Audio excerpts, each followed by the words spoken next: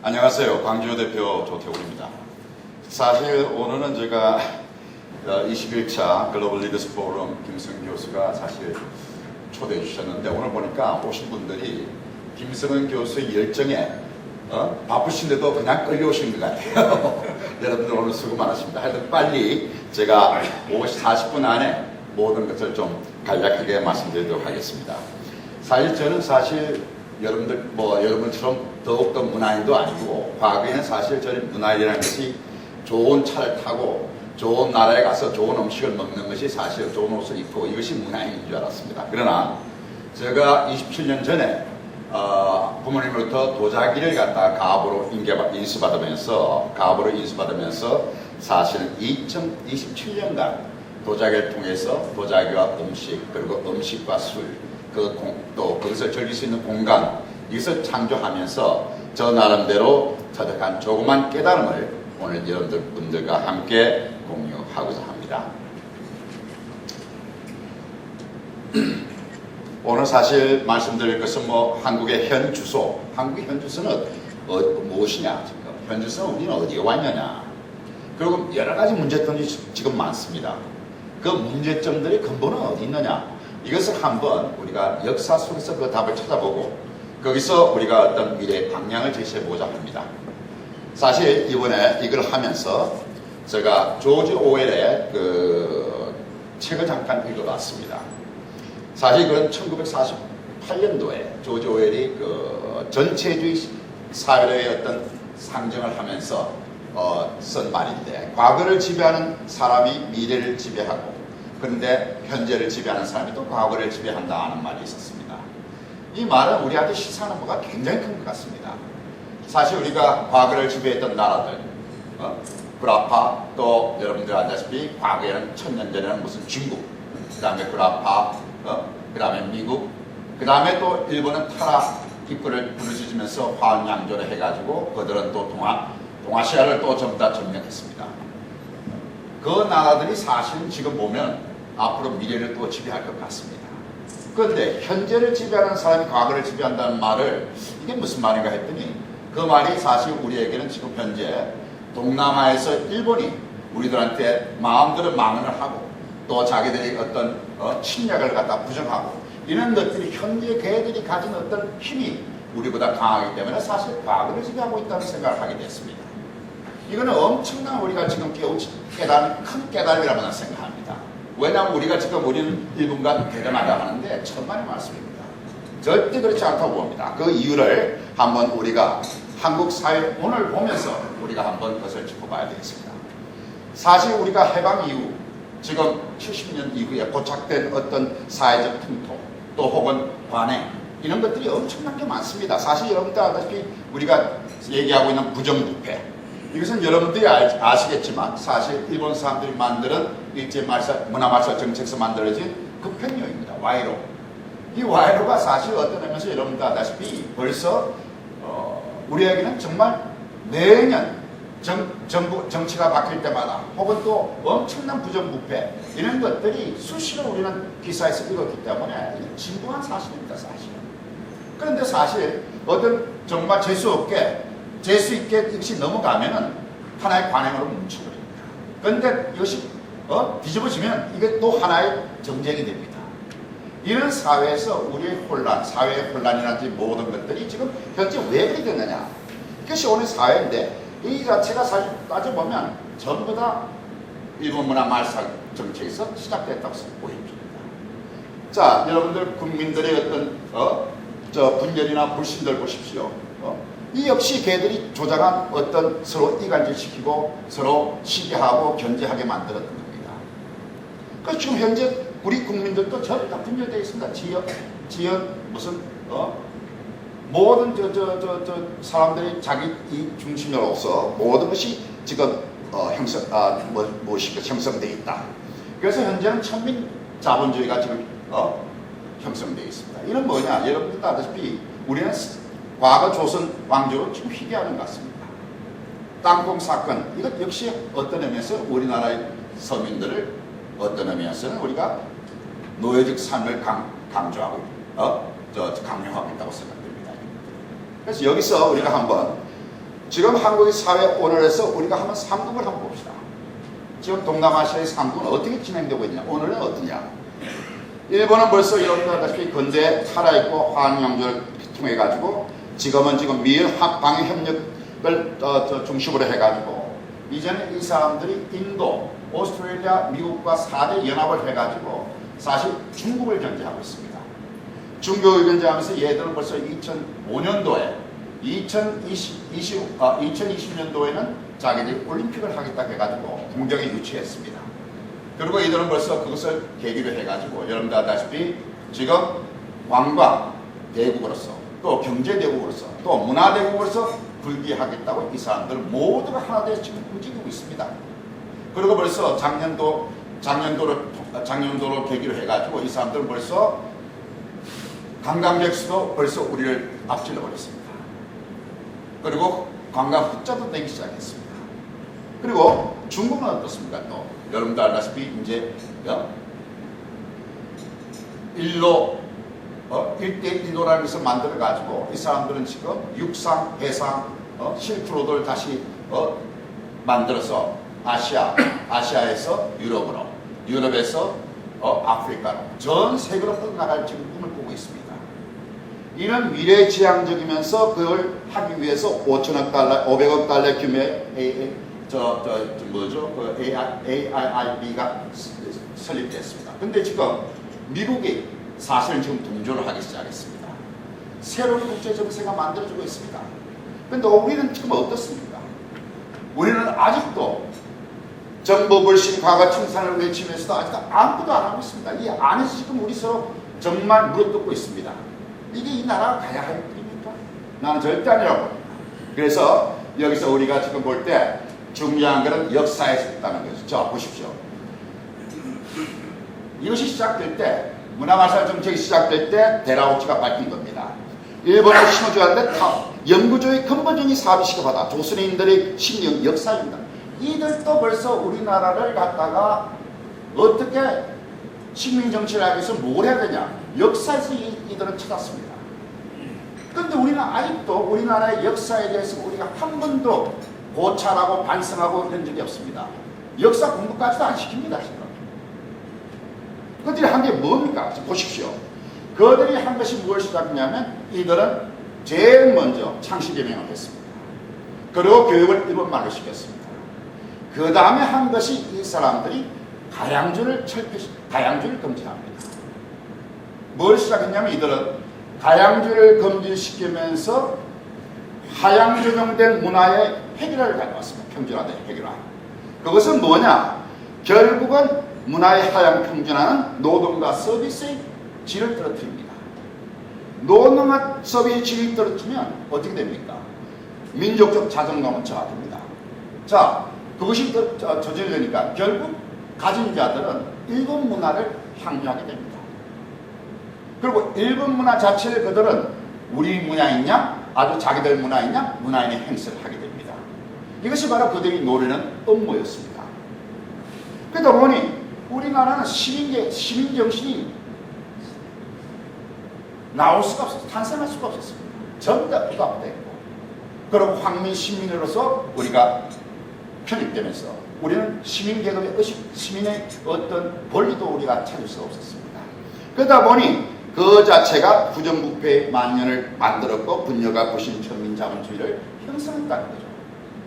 그런데 아직도 내가 그거 한 것은 어떻게 아직도 우리가 이 식민정책의 잔재가 아직도 남아있다는 거죠. 이건 우리 엘리트들의 큰 지금 현재 문제라고 생각합니다. 한 번은 지금 우리가 문화정책에 대한 인간문화 정책에 대한 백스가 나와야 됩니다. 아직은 백스가 없습니다. 다만 우리가 지금까지 그럴 수밖에 없었겠죠. 우리가 지금 경제를 정말 발전시키기 위해서 우리 모두가 사실 하나가 돼서 움직였습니다. 그래서 한강의 기적을 일으켰습니다만은 자, 이 사람들이 이제 45년도 전쟁에 피하면서 나가면서 하는 얘기입니다. 찬란하고 위대했던 조선의 영광한 대처럼 100년의 세월이 조선의 정신을 차리고 재정신을 차리고 그 다음에 총괄대표보다 식민교육을 씹어나왔다 했습니다. 그래서 결국 그들은 서로 이간질하며 노예의 삶을 살 것이다 했습니다. 그러니까 보십시오. 얼마나 우리가 정신이 없으면 이 사람들이 우리를 제정신 차리고 이렇게 무시하는 말을 합니다. 우리가 이걸 직시해야 됩니다. 이 말을 음미를 해야 됩니다. 자, 그리고 이 사람들이 한 소리가 무선 식민교육을 시켜나왔다 했습니다. 그럼 이 식민교육을 우리가 어떻게 없애야 되는데 뭐로 없애느냐를 갖다가 방법도 연구하고 있지 않습니다. 지금 교육이 엉망이지 않습니까? 자, 그리고 또 보십시오. 여기서 서로가 이간접 노예적 삶을 살다, 노예적 삶을 산다는 것이 이 의미에서는 어떤 의미에서 우리가 가진 자들이, 엘리트들이, 가진 자들이 지금 우리의 어떤 서민들을 갖다가 너무나 노예적 삶을 살고 강조를 하고 있다고 볼 수도 있는 겁니다. 그렇기 때문에 지금 이 양극화의 이런 문제들이 일어나고 있는 겁니다. 그래서 이런 것들을 나는 한번 내가 문화사업을 하면서 느낀 하나의 가장 문제점, 주세에 관계해서 한번 말씀드리겠습니다. 예전 1907년도에 주세는 강제 집행합니다. 이들이 왜 그러냐? 계급을 와해시키려니 모든 사람이 똑같은 아주 저급된 문화를 만들어야 되겠다 해서 이 사람들이 모든 가양주를 금지시키면서 가져오는 것이 탁주, 약주, 그 다음에 희소주 세 가지를 가져옵니다. 그럼 그것을 전부 다 마시게 되면 모든 문화는 사람들이 다 똑같은 거기서 계급은 신분은 사라집니다. 그랬더니 가진 자들은 전부 다 일본의 문화를 향유하게 되니까 결국 그들 자체도 일본의 문화를 동경하게 됩니다. 이것이 바로 어떤 의미에서 우리가 어쩔 수 없이 지금 우리한테 뭡니까 주입된 것이 고착화된 것이 뭐냐? 우리 식문화는 저렴하고 푸짐하고 서민적이어야 된다. 그러니까 창조를 할 수 없습니다. 문화가 단절시켰고 아니 획일화된 문화 속에서 어떻게 문화가 창조됩니까? 되지 않습니다. 그러니까 우리가 창조가 뭔지는 모릅니다. 사실은. 문화에서 모든 창조가 만들어지는 것입니다. 그래서 우리는 깨닫지는 못하겠어요. 왜냐하면 다른 나라의 문화를 가져와서 우리가 그것을 갖다가 누리다 보니까 그거에 대한 것을 우리가 깨닫지 못하고 있는 거죠. 그래서 얘들이 하는 것이 뭐냐면 대한민국 일제의 주세 행정은 지금 우리가 그대로 답습하고 있다는 거죠. 아직도. 제가 지금 술을 만들면서 저는 아주 전통주가 아닙니다. 전통이라는 것은 옛날 방식 그대로 해야만이 전통이라고 하는 겁니다. 이게 있을 수 있는 말입니까? 이 나라가 지금 21세기가 지금 일본과 중국이 어떻게 가고 있는데 우리는 지금 전통 타령을 하고 있습니까? 과거의 100년 과거의 어떤 유물을 가지고 우리가 전통이다 아니다 이게 말이 됩니까? 이거는 정말 절대 인정할 수 없는. 그래서 저는 지금 아직도 기획재정부와 주세법을 가지고 싸우고 있습니다. 그러나 모든 사람들이 어떤 의미에서는 그거 서민들을 위한 수 아니야? 그거 왜 우리가 해? 서민들을 위한 술이라는데 여러분들 생각해 보십시오. 지금 서민주를 마시면서 이 싼 술을 마시면서 우리나라가 연간 2013년도에 사회가치 자본이 알프리그 돼가지고 20조 원이 없어졌습니다.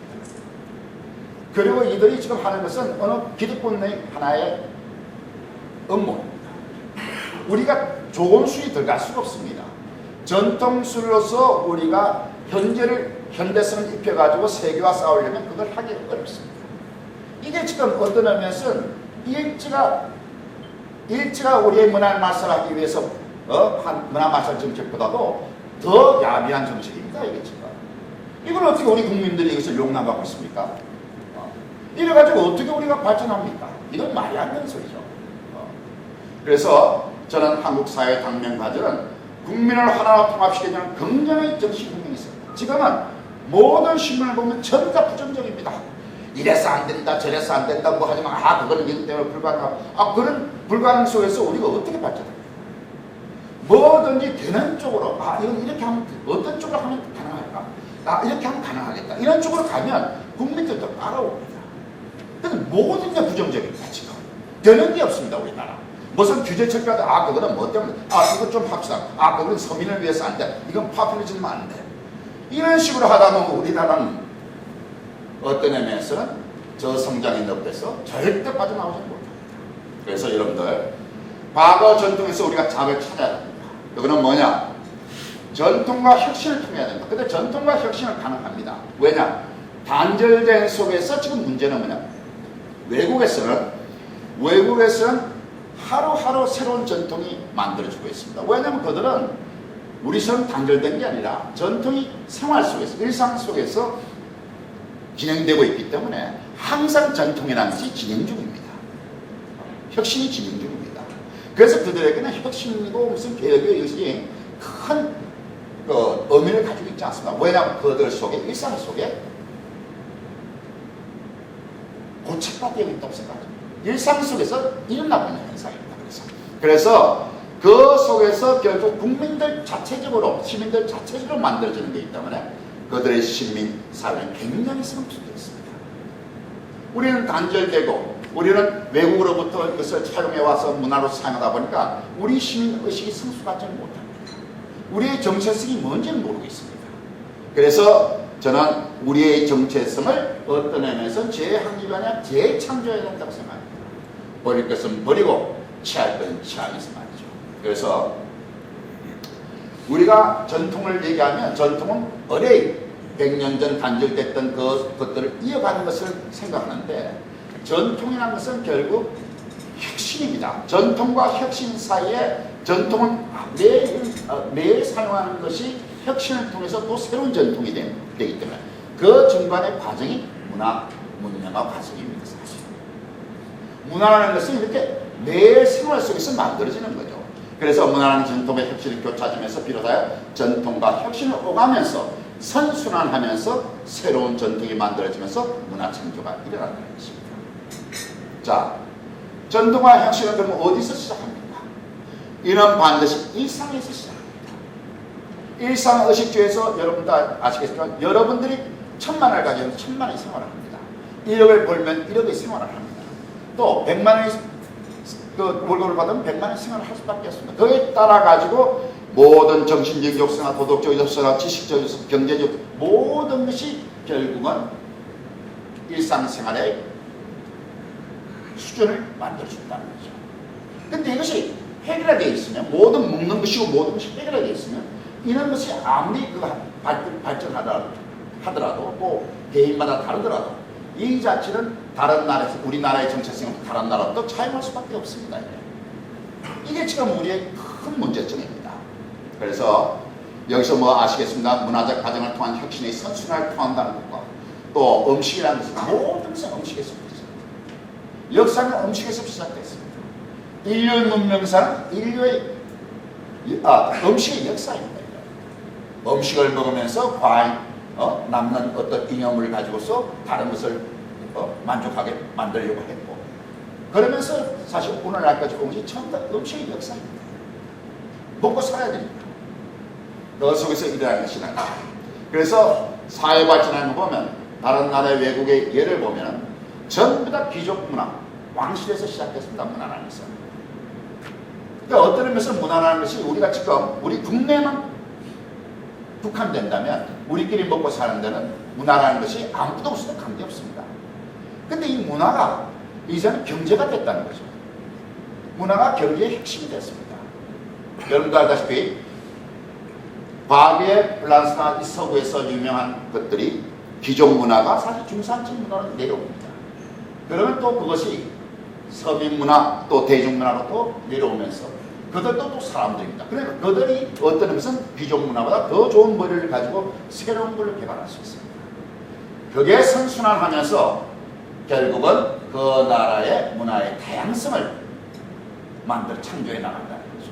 그런데 그것을 보니 그 문화의 다양성이라는 것이 뭐냐 하니까 결국 그 나라의 경제의 기반이 되는 예술 경제를 만들어가는 핵심이라는 거죠.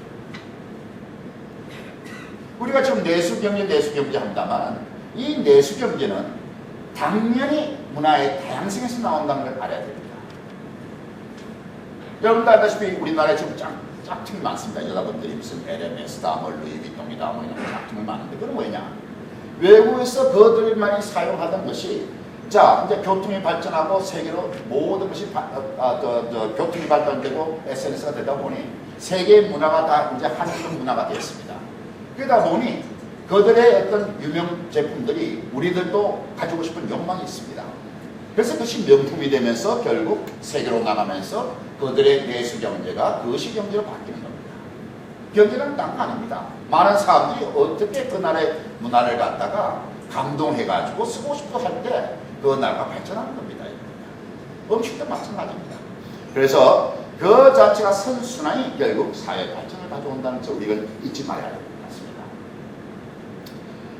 그런데 중요한 것은 문화의 주체는 시민들입니다.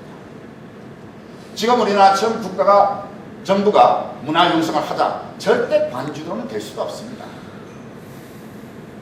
관주도라고 할 수 없는 것이 왜냐? 여러분들 아시다시피 지금 우리나라는 순환보직을 합니다. 1년 맡았다고 또 가는 사람들이 어떻게 문화를 창조할 수 있겠어요? 못합니다. 주도 못합니다. 문화라는 것은 어떤 의미에서 10년, 20년 걸리는 엄청난 장기간에 걸쳐 창조되는 것입니다. 그러니까 문화연습이 하루아침에 되는 게 아닙니다. 그러니까 어떤 의미에서는 우리가 목표 자체를 잘못 설정하고 있다. 그럼 어떻게 시민들을 깨우치느라는 뜻이 돼야 된다는 거죠. 여러분도 아시다시피 우리나라 동학농민 전쟁, 3.1 만세 운동, 한국 시민사회 위대한 유산 이런 것들로 해가지고 사실 시민운동이 시작이 됐습니다. 그런데 일본이 완전히 이것을 중단시켜버립니다.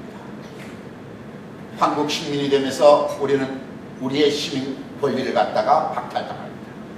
그것만이 박탈당하는 게 아닙니다. 상상력마저도 박탈당합니다.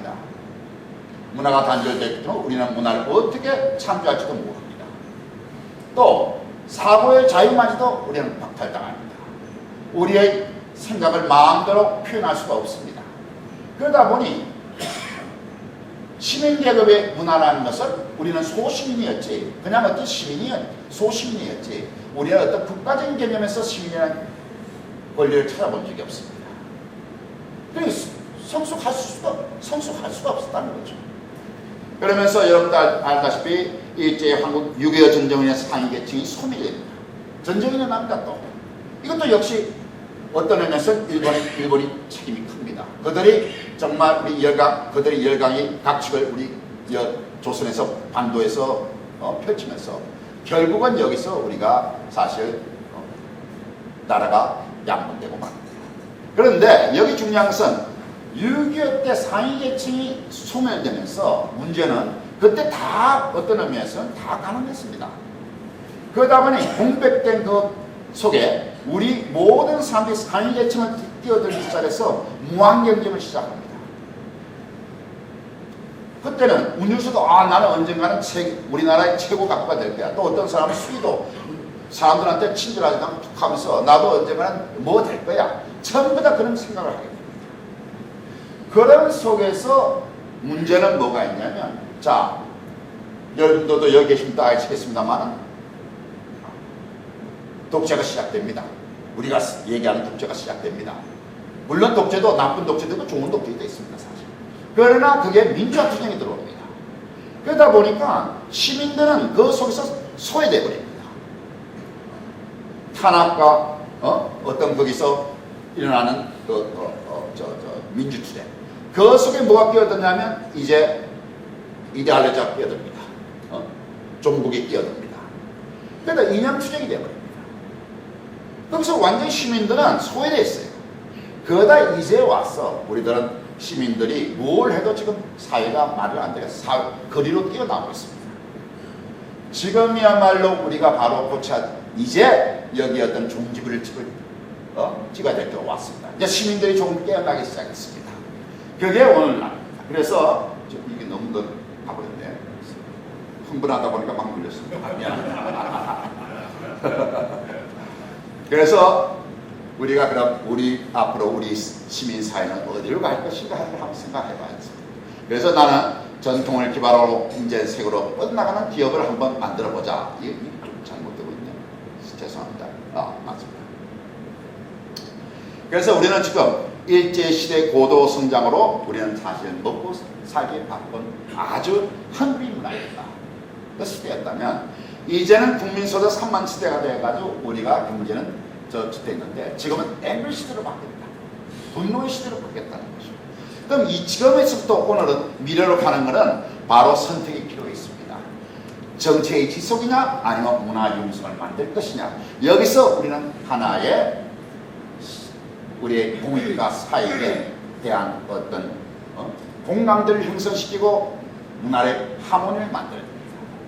이제 공익과 사익을 구분하고 그 속에서 우리가 어떻게 나를 정말 국위를 위해서 전진할 것인가를 정말 생각할 때가 왔다.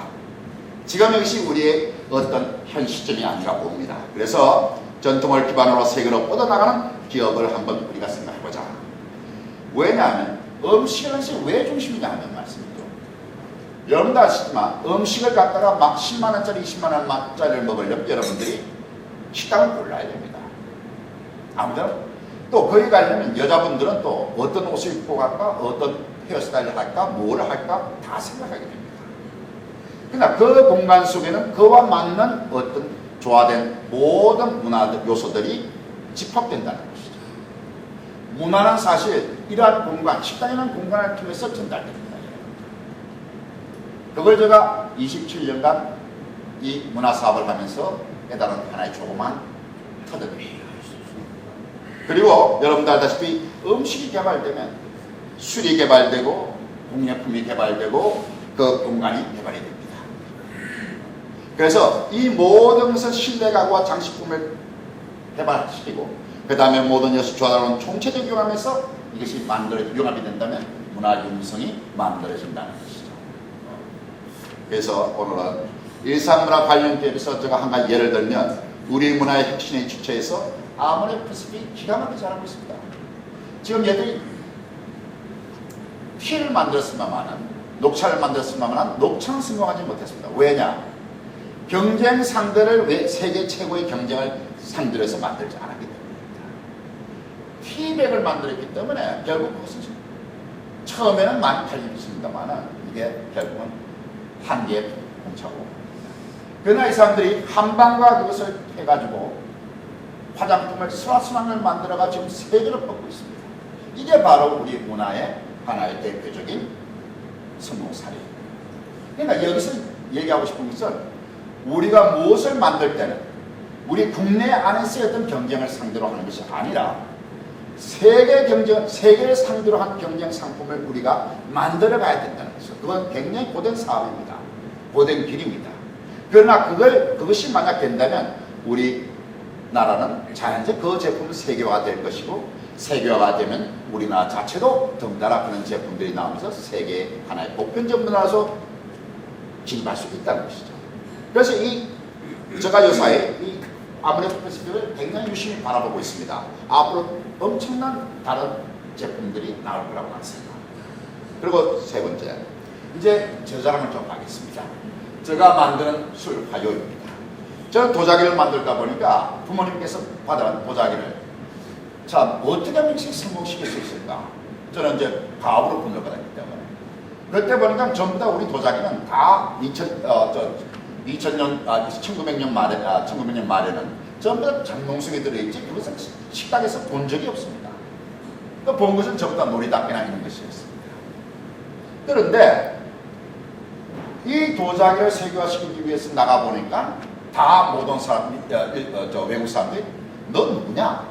너의 정체성은 뭐냐? 문화의 정체성은 뭐냐고 묻더라고요. 할 말이 없더라고요. 그때 생각한 것이 뭐냐면 문화의 정체성이라는 것이 결국 내가 옷이나 잘 입고 뭔가 그 사람들과 함께 생활하는 데서 문화가 아닙니다. 그럼 우리의 전통을 다시 정통성을 가져와야 됩니다. 거기서 우리 문화 정체성을 만들자 하면서 생활 도자기를 만들어야 될 것 같습니다. 그 당시 다 미쳤다 했습니다. 이천에 있는 사람들이. 아니 저 친구 아무것도 모르는 사람이 아버님 뭐 사업을 가업으로 봤더니 이제 완전히 또 그 집 망하게 만드네 그러더라고요.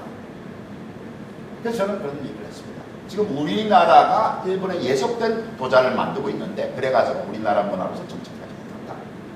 여기서 반드시 우리 생활 속에서 우리가 만들어내야 됩니다. 그런데 이 도자기를 생활 속에 가져오다 보니까 우리에 맞는 음식이 없더라고요. 그 당시 보니까 100단가 5,000원이 99.9%입니다.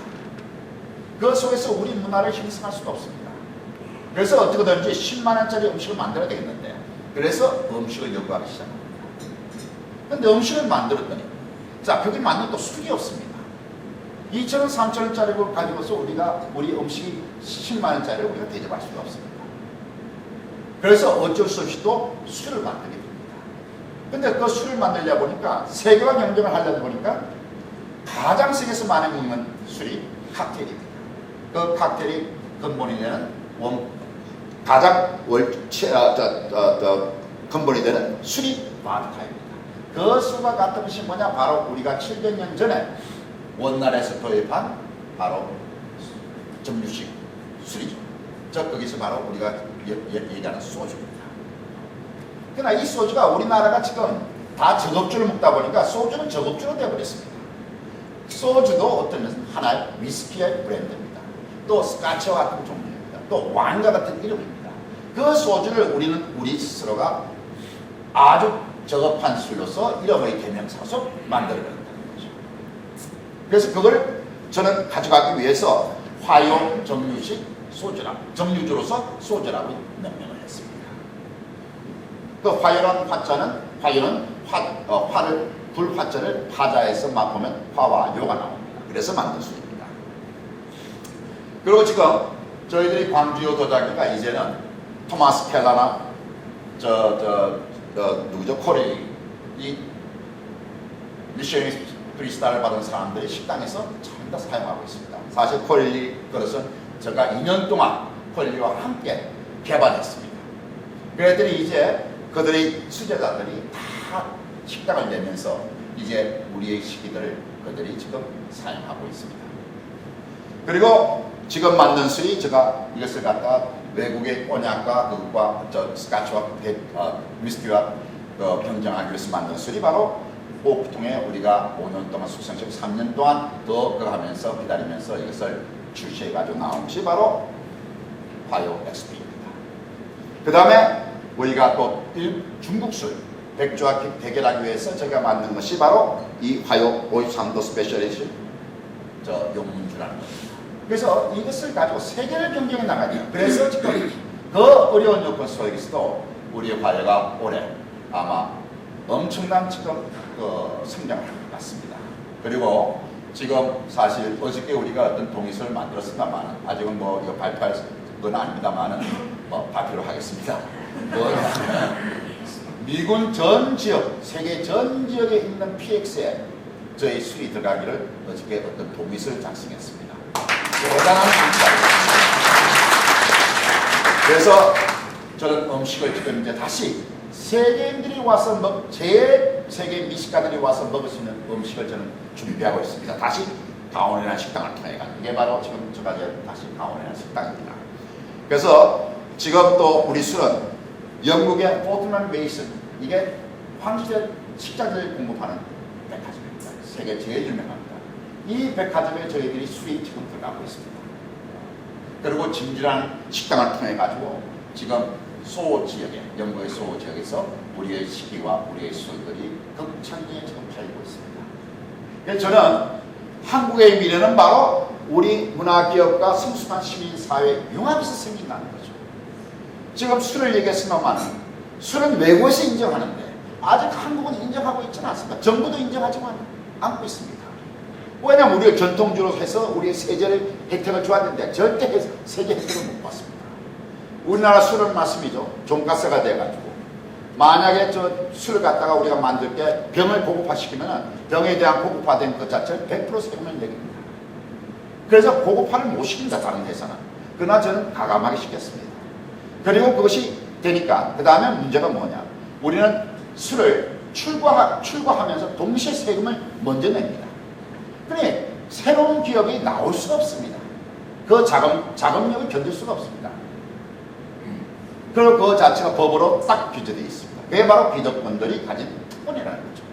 전부 지금 독점하에서 지금 인정되고 있습니다. 그것을 지금 저는 깨려고 엄청난 지금 그들과의 어떤 논리를 가지고 지금 토의를 하고 있습니다. 그래서 앞으로 기업은 전통 문화에 대해서 깊은 연구를 해줘야 된다는 거죠. 너무나 많을 거라고 생각합니다. 어떤 점에서 인터브랜드에서 저하고 인터뷰를 하다가 나한테 이런 걸 묻더군요. 현대 자동차를 하신다면 어떻게 하시겠습니까? 그러더라고요. 그래서 나는 현대 자동차 한다면 한 100대, 한 1억 5천에 2억 되는 자동차를 핸드메이드로 만들어가지고 그것을 한번 세계 한번 내보자 그랬습니다. 그래서 그 어떤 상징적을 내놓고 다른 걸 끌어올려 가자. 우리나라도 마찬가지다. 우리나라도 상징점을 만들어 놓고 거기에 돈을 투입하더라도 모든 것이 그것이 인정되면 다른 것들을, 다른 문화들, 그 아래의 문화들, 또 상품들을 끌어올린다는 것입니다. 그래서 저는 술을 25도, 40도를 만들고 또 제가 위스키를 만드는 이유입니다. 즉은 싱글 라이스 위스키죠. 그래서 그런 걸로서 기업은 가고, 물론 저 경우에는 그렇지만 다른 경우도 많을 거라고 생각합니다. 그 다음에 시민들은 자율성을 바탕으로 공공성을 획득한 문화 창조의 주체가 되고, 또 그들이 우리 문화에서 조금 가능성이 있는 거는 우리 국민 모두가 밀어줘야 됩니다. 그것을 갖다가 제가 아직 멀었어. 너 혼자 잘해봐. 한번 성공하면 한번 보자. 이런 식으로 왔다가 우리나라 문화 절대 성공할 수가 없습니다.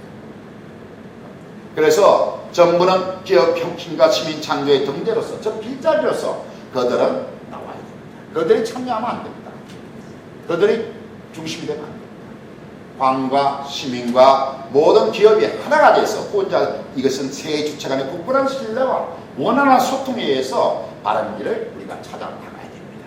그것이 앞으로 우리가 가야 될 것이 아닌가 봅니다. 그래서 혁신적 문화기업과 성숙한 시민사회 융합이라는 것은 결국 한국 경단은 북한 문화 공간에서 찾아야 됩니다. 이거는 뭐냐? 그 안에 건축, 음식, 교육, 휴양 모든 것이 다 들어있습니다. 이것이 결국 뭐와 연결되냐? 이것은 결국 지방경제, 향토 경제를 만들어가지고 경제 활성화가 되고 시민 참여 협동조합이 되고 관광 형태 다각화가 되고 향토 문화의 세계화가 됩니다. 이런 것은 뭐는 장기 목적을 가지고 전통 문화의 기반으로 우리만의 고유한 문화를 가지고서 세계를 나가야 됩니다.